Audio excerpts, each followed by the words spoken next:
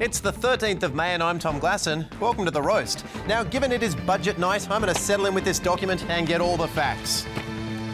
And I'm bored.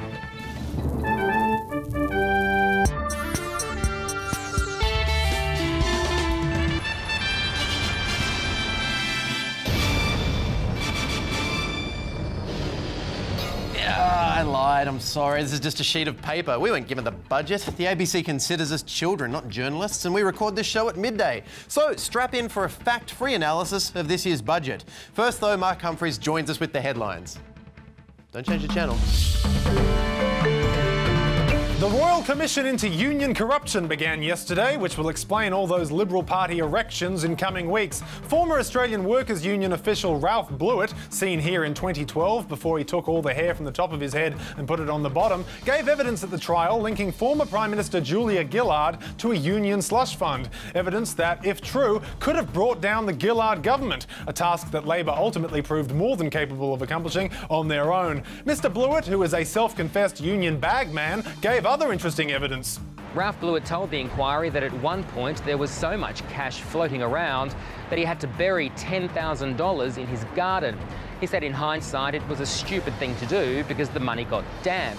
So he had to take it to the Reserve Bank, where they exchanged the cash for clean notes. Some bagman. I've got two words for you, Ralph. Ziploc. Also present at the commission was Julia Gillard's former boyfriend, Bruce Wilson, who ended up attacking a photographer from The Australian. Further proof that there's never been a worse time to be a newspaper photographer. The government is under pressure from health experts to raise the legal drinking age to 21, meaning people between the ages of 18 and 21 would have to have sex without alcohol. Good luck! The article, published by the Buzzkill Journal of Australia, states that alcohol can be damaging to young brains because young people are neurologically not full adults at 18 years of age. To which an 18-year-old boy replied, "Oi, nah, I'm a full adult. Personally, I was told you're a full adult when you have hair down there and a beer in here. But that was my dad, not the Medical Journal of Australia." Now, with the current drinking age, a typical 18th birthday party looks like this. I'm wasted. But if the drinking age is raised to 21, an 18th birthday will look like this. I'm wasted. It will be the same, only the alcohol will have been bought by someone older. All right? For The Roast, I'm Mark Humphries. Thank you, Mark. Well, it's budget night. The night when everyone says, how will this affect me? And the news replies, well, if you're a middle-class white suburban family with 2 kids, we have the answer for you. Otherwise, work it out for yourself.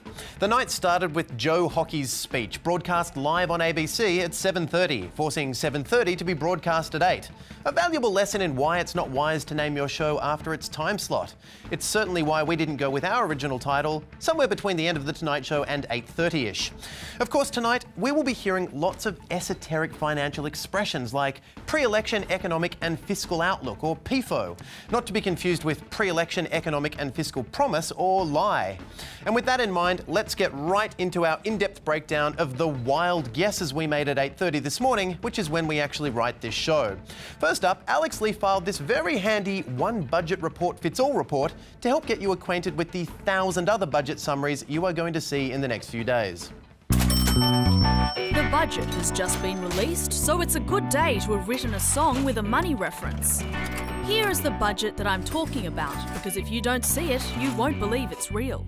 A grab from the Treasurer trying to sell the budget in the vaguest terms possible. This budget is good for Australia. The opposition leader repeating his catchphrase. Reflects a mean agenda of broken promises and twisted priorities. And a backbencher who is rambling because they don't know what's going on. First I sold insurance, then I sold garbage bins and paintbrushes. Onto shots of old people's hands, money falling from a weird tube, and the butt of someone who didn't sign a release form. This is the 2014 budget. Titles. But how will the budget affect an arbitrary cross-section of Australian society?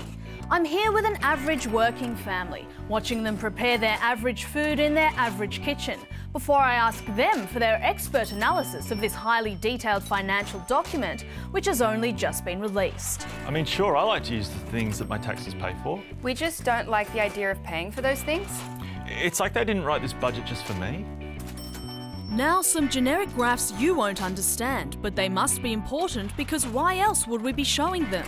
What we'll never show you is how the budget will affect the non-average Australian, such as the widower with a $6 billion fortune in offshore bank accounts who rides an electric bike to work every day, the lesbian single mother performance artist who wants to stop the boats, or the 20-year-old clean energy entrepreneur with a terminal illness.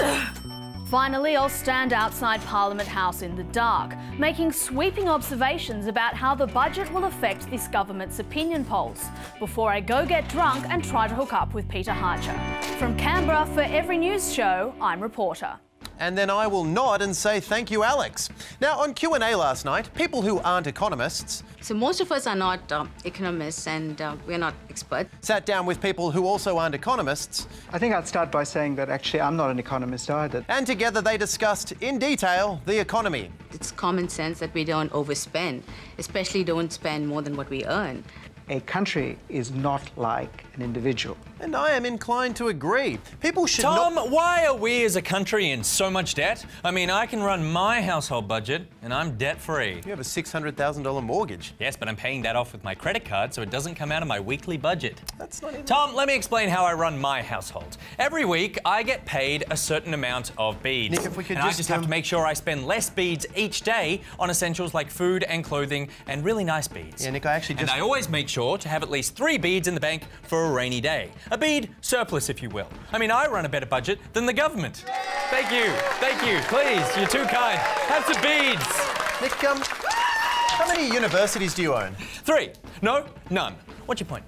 Well, Australia's income is based on its taxable population, and due to our low level of debt and AAA credit rating, we can easily borrow from a variety of sources without the pressing need to resort to austerity-like cutbacks, choosing instead to pay back debt incrementally without shocking the economy.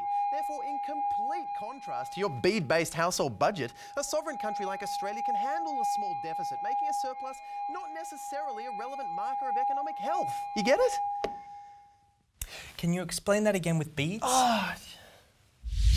While Tom explains Australia's economy using beads, why don't you jump online and answer tonight's question? Have you ever used beads to run a government? How did your population react? Did foreign governments accept your beads in exchange for vital exports? We'd love to hear about it at The Roast TV or #RoastTV. Well, it's been revealed that the government plans to axe up to 76 inefficient government bodies and 16,000 jobs. So it's a good thing they're also cutting welfare, or those Centrelink queues would be enormous. The announcement of agency cuts and job losses has been described as a black day for Canberra, which usually only happens when the sky whale flies overhead. But everyone knows that public service jobs are just a weak imitation of real private sector jobs. They're sort of some kind of generic brand cola-style soda substitute. Australian manufacturing jobs are vital to the running of this country. The people who run this country, Today we mourn the loss of 2,900 Holden jobs. Thank God those 16,000 civil servants are gone. Manufacturers are the lifeblood of this great country. We will save so much goddamn money now that we've booted out those inefficient pencil pushers. Our new challenge isn't how we move on, it's how we move forward. I just wish we could have sacked more of them. We will never forget those lost Holden jobs. In some cultures, spitting on people is actually a sign of respect, primarily the punk culture. But should we be worried about the effects of this budget? Jeez, what the hell happened to you? I've been out and about looking at the state of other countries' economies to get a sense of how much we should really be panicking. Oh my God, those other countries must be in a terrible state. You would think so.